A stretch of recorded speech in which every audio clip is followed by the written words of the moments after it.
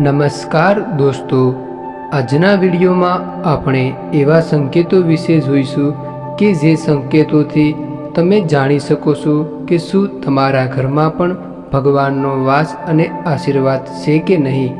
તો આજના આ વિડીયોમાં આપણે જે પણ શાસ્ત્ર પ્રમાણે સંકેતો આપવામાં આવ્યા છે તેમજ જૂના સમયમાં દાદા પરદાદાઓએ જે સંકેતોનું પાલન કરતા હતા તે સંકેતોથી આપણે જાણી શકીએ છીએ કે આપણા ઘરમાં પણ ભગવાનની કૃપા છે કે નહીં.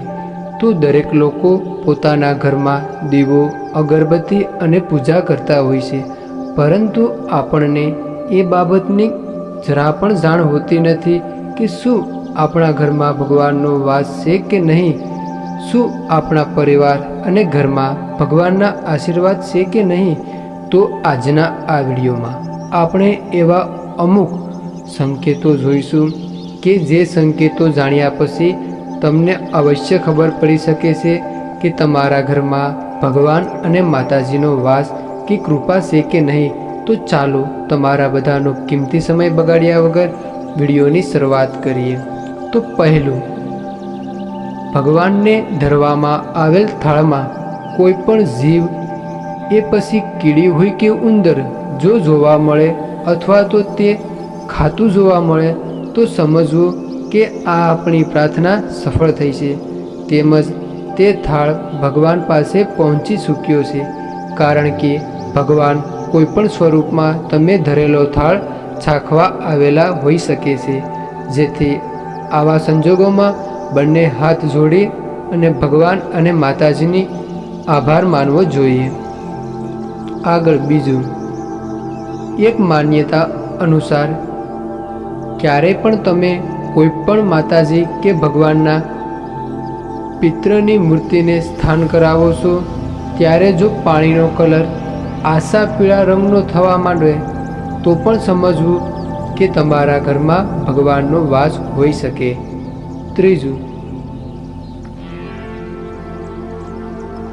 સૂતી વખતે જો સપનામાં તમને કોઈ પણ ભગવાન કે માતાજીનો ફોટો કે તસવીર અથવા તો કોઈ પણ પ્રકારનું મંદિર દેખાઈ આવે તો એ એક પ્રકારના સીધા સંકેત ગણી શકાય કે તમારા કુટુંબ અને પરિવાર પર ભગવાનની કૃપા હોઈ શકે છે. ચોથું, જો તમારા ઘરના કોઈ પણ એક રૂમમાં જઈને બારી બારણા દરવાજા બંધ કરીને એક ધ્યાનથી બેસો, જો ત્યાં તમને ઓમનો અવાજ સંભળાઈ રહ્યો હોય અથવા તો ઓમના અવાજનો આભાસ થવા લાગે તો પણ તમે સમજો કે તમારું ઘર ખૂબ જ પવિત્ર છે અને ત્યાં ભગવાનનો વાસ અને કૃપા બની રહેલી છે. પાંચમું, ભગવાનને ચડાવવામાં આવેલા ફૂલ બીજા દિવસે પણ સારા અને તાજા રહે છે તો તમે સમજો કે તમારા સમગ્ર પરિવાર પર ભગવાનની કૃપા બની રહેલી છે, તેમજ હંમેશા તમારા ઘરમાં સકારાત્મક ઉર્જાનો વાસ છે. છઠ્ઠું, તમે જ્યારે પણ મંદિરમાં દીવો કરો છો અને તે દીવો ખૂબ લાંબા સમય સુધી સતત ચાલુ રહેતો હોય તો તમે સમજી શકો કે તમારા ઘરમાં માતાજીના કે ભગવાનના આશીર્વાદ છે, તેમજ તમારું કુટુંબ હંમેશા હસતું અને સુખભર્યું રહેશે. તેના વિરુદ્ધ જો દીવો થોડા સમયમાં દિવેલ પૂરેલું હોવા છતાં પણ ઓલવાઈ જાય તો ઘરમાં કોઈ પણ નકારાત્મક શક્તિનો વાસ રહેલો છે, તેમજ તમારી કોઈ બાબતથી ભગવાન નારાજ પણ હોઈ શકે છે. તો આવા સંજોગોમાં તમારે ભગવાનની ચોક્કસ કોઈ પૂજા કરાવવી જોઈએ અથવા તો ઘરમાં નિયમિત રીતે કપૂર તેમજ ગુગળનો ધૂપ અવશ્ય કરવો જોઈએ. સાતમું, મંદિરમાં રાખવામાં આવતો દીવો જો અચાનક જ નીચે પડી જાય અથવા તો દીવાની વાટને કારણે ઘરના મંદિરમાં આગ લાગે, જો ક્યારે પણ આવી ઘટના બને તો તમારે સાવધાન થવાની જરૂર છે કે ભગવાન તમારાથી ખૂબ જ નારાજ હોઈ શકે તેવા સંકેત ગણી શકાય છે, જેના લીધે તમારે ભગવાનની જરૂરથી માફી માંગવી જોઈએ તેમજ પૂજા પાઠ પણ કરાવવા અવશ્ય જોઈએ.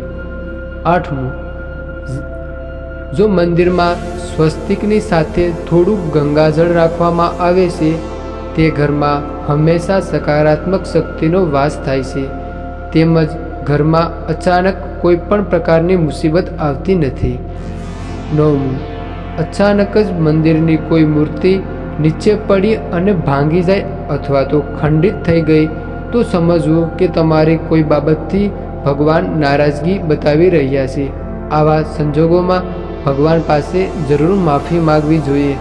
ફરીવાર સરસ રીતે મંદિરનો શણગાર કરીને ભગવાનને ત્યાં બિરાજમાન કરવા જોઈએ.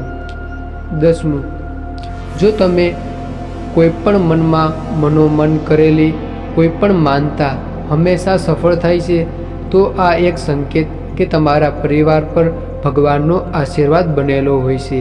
આવા સંજોગોમાં હંમેશા ભગવાનની નિયમિત રીતે સેવા પૂજા કરવી અવશ્ય જોઈએ. 11મું, ઘરમાં રાખેલા મંદિરનું વાતાવરણ પ્રફુલ્લિત હોય તો તે પરિવારમાં ભગવાનના આશીર્વાદ બની રહે છે. તો ખાસ ઘરમાં રાખવામાં આવેલું મંદિર હંમેશા ચોખ્ખું અને સ્વચ્છ રાખવું જોઈએ, તેમજ નિયમિત રીતે તે ઘર મંદિરમાં સેવા પૂજા કરવી જોઈએ. 12મું, ઘરના મંદિરમાં ભગવાનની સામગ્રી સિવાય કોઈ પણ બીજી વસ્તુ ના રાખશો. જો કોઈ અન્ય સામગ્રી હશે તો પરિવાર પર ભગવાનના આશીર્વાદ રહેવાની સંભાવના ઓછી થતી જાય છે. ભગવાનને આપણે જેટલા સાચવીએ છીએ તેટલી જ તેની કૃપા આપણા કુટુંબ પર બની રહે છે.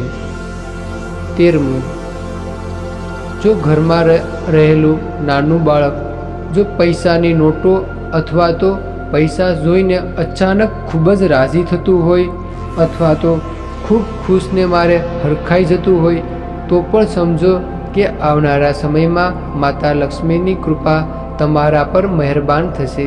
કહેવાય છે કે નાના બાળકમાં ભગવાનનો વાસ હોય છે અને તે પૈસાને તમારી બાજુ આકર્ષિત કરે છે. 14મું, પૂજા સમયે ભગવાનને કરવામાં આવતી અગરબત્તી સંપૂર્ણ રીતે ચાલે છે તો સમજવું કે તમારા પરિવાર પર ભગવાનના આશીર્વાદ બનેલા છે. 15મું, જો પૂજા કરતા સમયે ઘરના નાના બાળકો પણ ભગવાનના નામ અથવા તો ધૂન ગાય છે તો સમજી લેવું કે આવનારો સમય તમારા પરિવાર માટે ખૂબ જ સારો સમય આવશે, તેમજ તમારા બાળકો પર માતાજીના આશીર્વાદ બનેલા છે. 16મું, જે લોકો સવારે અને સાંજે નિયમિત રૂપે માતાજી અને ભગવાનની પૂજા કરતા હોય તે પરિવાર હંમેશા હર્યો ભર્યો તેમજ ઘરમાં ક્યારેય પણ નકારાત્મક ઉર્જાનો વાસ થવા દેતું નથી.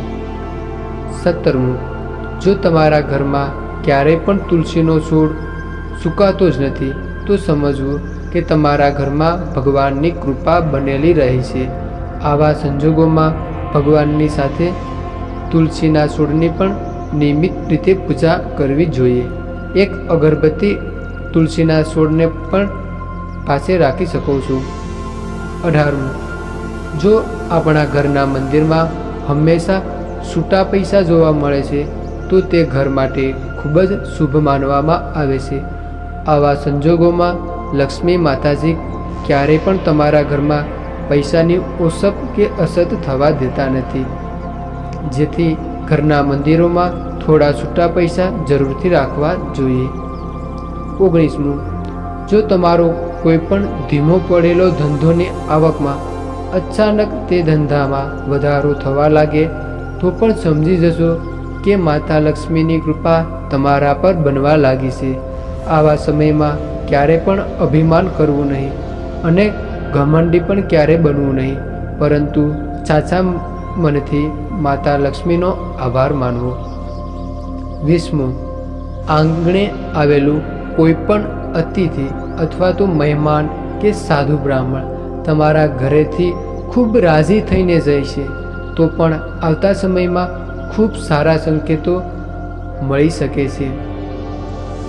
તો આ વિડીયોનો અંત કરતાં પહેલાં જો કોઈ મિત્રો આ વિડીયો જોઈ અને વિડીયો વિશે કંઈક કહેવા માગતા હો તો વિડીયોની કોમેન્ટ બોક્સમાં અવશ્ય બતાવતા જજો. તો તમામ મિત્રો મનમાં પોતાની કુળદેવી માતાનું નામ સ્મરણ કરી અને જો તમને સારું લાગે તો વિડીયોની કોમેન્ટ બોક્સમાં પોતાની કુળદેવી માતાનું નામ અવશ્ય લખતા જજો.